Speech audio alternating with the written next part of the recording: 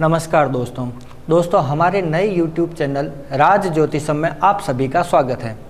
दोस्तों, प्रत्येक इंसान के जीवन में कोई न कोई समस्या, कोई न कोई दुविधा रहती ही रहती है।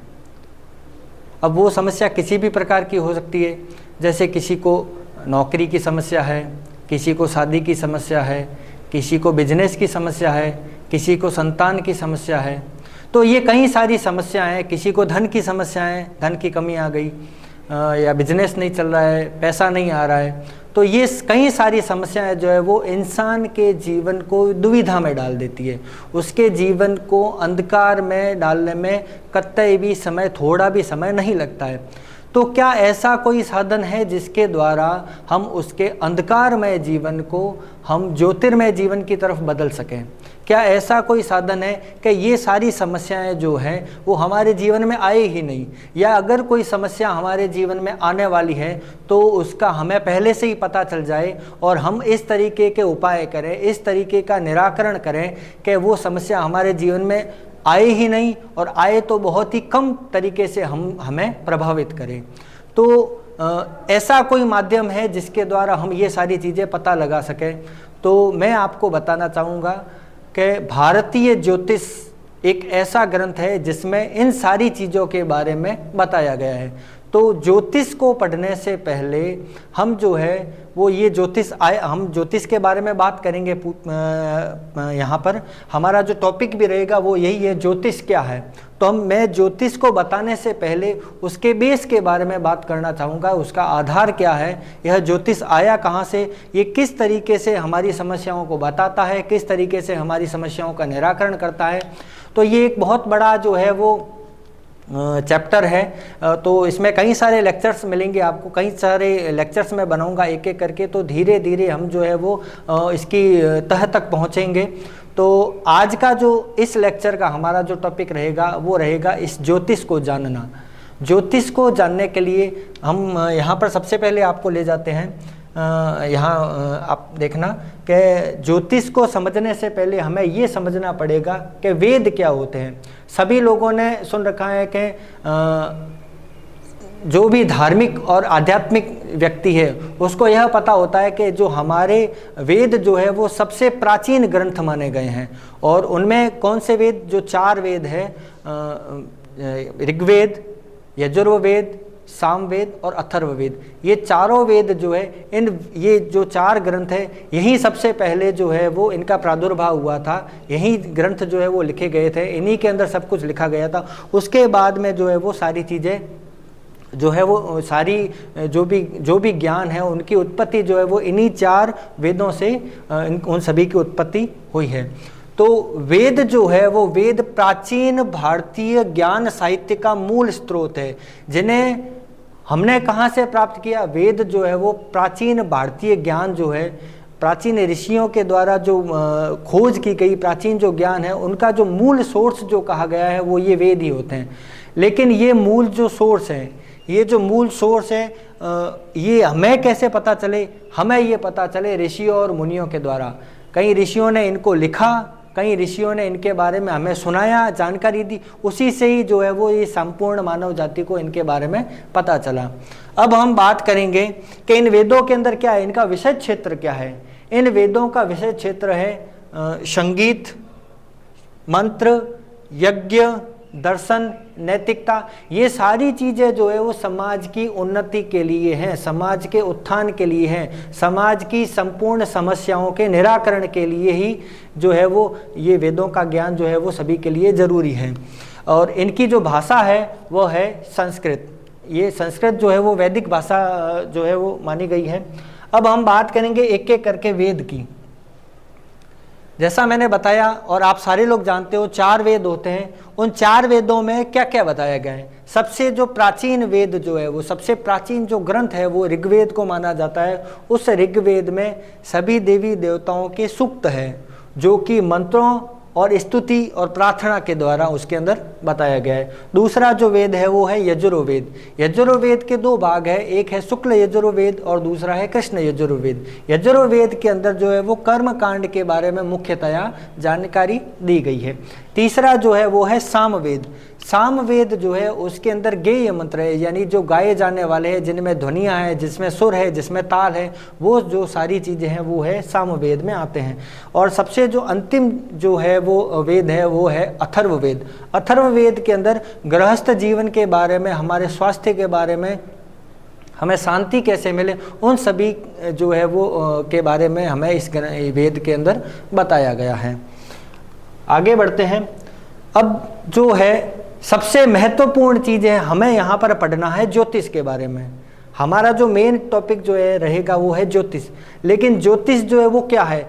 इन्हीं वेदों का एक अंग जो है वह है ज्योतिष। अब कैसे है, क्या है, इन वेदों के क्या क्या अंग है? वे हम यदि एक व्यक्ति की बात करें तो मान लिया वेद को एक व्यक्ति माने, यानी एक पुरुष माने, तो वेद पुरुष के जो है वो कई सारे अंग होते हैं। किसी भी व्यक्ति के जैसे अंग होते हैं ना, जैसे आँख है, कान है, मुंह है, हाथ है, पैर है, तो उसी तरह से हम अगर वेद पुरुष को माने तो उसके कुल मिलाकर के वेद पुरुष के 6 अंग माने गए हैं। हम एक एक करके उन सारे अंगों के बारे में देखते हैं यहाँ पे।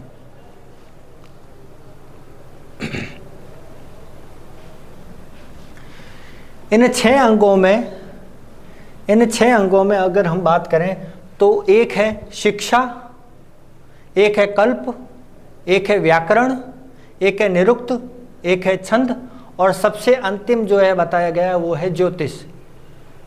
शिक्षा जो है वो है उच्चारण, प्राण नासिका, यानी ग्रहण करने की क्षमता, वह है जो है वो शिक्षा को बताया गया है। इस वेद का जो दूसरा अंग जो है वो बताया गया है कल्प। कल्प जो है वो कर्म क्रिया है, यानी कि जो भी यज्ञ, संस्कार, अनुष्ठान, जो भी रीति रिवाज वगैरह जो भी आते हैं, जो भी अनुष्ठान आते हैं, वह सारे जो है वो कर्म क्रिया है। वो हमारे वेद पुरुष के द्वारा जो है वो उसका अंग कौन सा इसको नोटिफाई करता है, वह करता है हाथ, कर।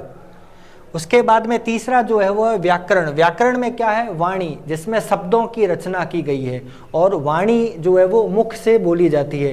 तो जो तीसरा अंग जो है वो व्याकरण, वह कहलाता है मुख के द्वारा। अगला जो है वो है निरुक्त, अर्थ, यानी कोई भी जो हम मंत्र वगैरह जो बोल रहे हैं उनका अर्थ क्या है, उनका शब्दार्थ क्या है, तो वह जो है वो निरुक्त है। और उनको जो है वो किस तरीके से समझ में लाया जाता है, वो लाया जाता है हमारे कानों के द्वारा, हमारे कर्ण के द्वारा, हम जो है वो उनको सुनते हैं। अगला जो है वेदांग जो है वह कहलाता है छंद, जिसमें लय है, गति है, ताल है, यानी एक निश्चित रूप से स्टेप है, उसके अलग अलग स्टेप है, उसके अलग अलग छंद है। स्टेप अर्थात वह जो है वो किसका जो है वो उसको हम जो है वो वेद पुरुष का पैर मान सकते हैं, उसका पाद मान सकते हैं, ठीक है। और जो अंतिम जो है वह है ज्योतिष, जो कि किसी भी वेद पुरुष की दृष्टि कहलाती है, यानी हम जो चीज़ देखते हैं वहीं तो हम जो है वो ग्रहण कर पाते हैं। तो जो वेद पुरुष का जो सबसे महत्वपूर्ण अंग है वो है उसकी आंखें, उसके जो है वो चक्षु, वह कहलाती है ज्योतिष। ग्रह, नक्षत्रों और समय की गणना जो है वो इस ज्योतिष में आती है। तो एक तरीके से अगर हम ज्योतिष की परिभाषा की बात करें तो ज्योतिष जो है वो 2 शब्दों से मिलकर के बना है। एक्चुअली वो 2 शब्द नहीं है, एक है ज्योति और स जो है इसके पीछे प्रत्यय लगा है। ज्योति का अर्थ होता है प्रकाश, ज्योति के अर्थ से मतलब है प्रकाश, और स एक ऐसा प्रत्यय है जो कि ब्रह्मांड में जितने भी ग्रह, नक्षत्र, तारे हैं, इन सभी को जो है वो डिनोट करता है। अतः ज्योतिष का अर्थ हुआ आकाशीय नक्षत्र, यानी जो विभिन्न प्रकार के ग्रह, नक्षत्र है, उनसे संबंध करने वाली जो भी विद्या है वह कहलाती है ज्योतिष। ज्योतिष की परिभाषा की बात करें तो एक ऐसा ग्रंथ, ज्योतिष शास्त्र एक ऐसा ग्रंथ है जिसके द्वारा किसी भी मनुष्य के अंधकारमय जीवन को ज्योतिर्मय जीवन में बदला जा सकता है।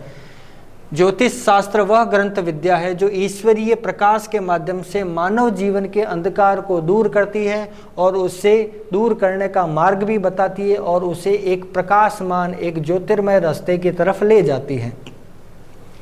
कर्म निर्णय का समय बताना, ज्योतिष जो है इसका मुख्य प्रयोजन क्या है? ज्योतिष का मुख्य प्रयोजन है कर्म निर्णय करना।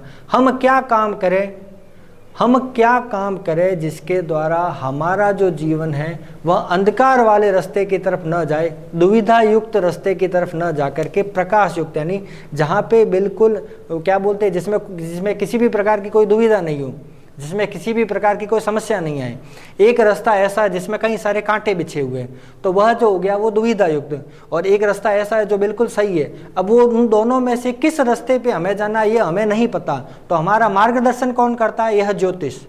तो ज्योतिष एक वह मार्गदर्शक, हमारे लिए मार्गदर्शक का कार्य करती है, जिसके द्वारा हमें पहले से ही यह पता चल जाए कि हम इस मार्ग पे चलेंगे तो हमारा जो जीवन है वह दुविधा युक्त नहीं होगा, समस्या युक्त नहीं होगा, और एक ज्योतिर्मय रास्ते की तरफ जो है वो, और एक जो हमारे जीवन का जो अंतिम लक्ष्य है उसकी तरफ ही हम अग्रसर हुए।